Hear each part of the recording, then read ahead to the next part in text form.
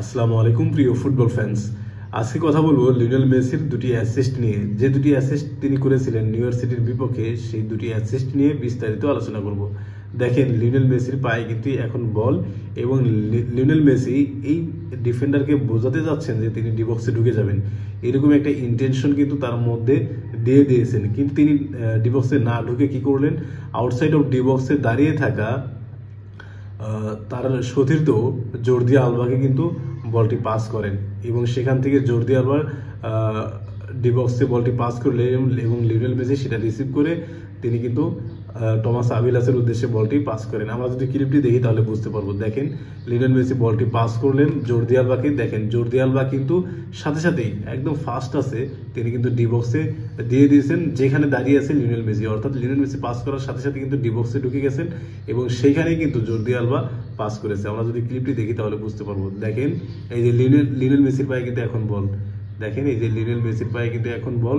Lionel Messi চাইলেই কিন্তু direct তিনি কিক করতে পারতেন, কিন্তু তিনি না করে এই যে এখানে যে দাঁড়িয়ে থাকা একদম ফ্রি, তিনি কিন্তু সামনের দিকে যাবেন একদম ফ্রিভাবে তিনি গোলটি কিন্তু করালেন টমাস আভিলাসকে দিয়ে। তিনি এই টমাস আভিলাসের উদ্দেশ্যে বলটি তিনি পাস করেন।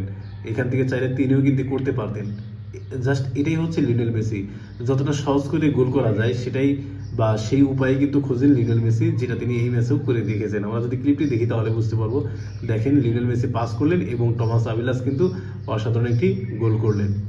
দেখেন, দ্বিতীয় অ্যাসিস্টের দিকে যদি তাকাই তাহলে দেখা যায় লিওনেল মেসির পায়ে কিন্তু বল, এবং লিওনেল মেসির পিছনে কিন্তু একজন রয়েছে, রাইটে একজন এবং সামনে কিন্তু দুজন রয়েছে। কিন্তু লিওনেল মেসির আরেকটু সামনে কিন্তু তারই সতীর্থ সেগোভিয়া কিন্তু রানমেক করতেছে।